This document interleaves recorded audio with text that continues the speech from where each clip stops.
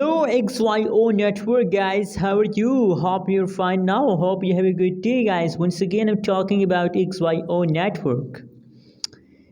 In this video I'm talking about the last 7 days price chart of XYO network. Unfortunately I'm feeling very sad about XYO network after seeing the 7 days price chart of XYO network.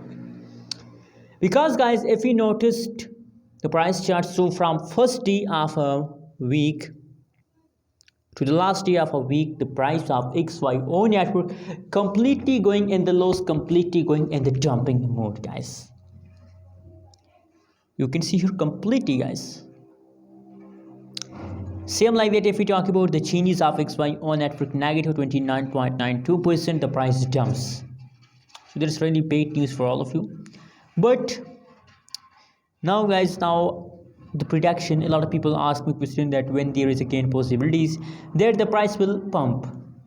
So guys, possibilities that it's the last week of September the price of XYO network will pump. I'm not sure, I'm not satisfied about that because no one can talk about the future, but that's my prediction. Hope you like this update video. Don't forget to subscribe channel for more news and update videos.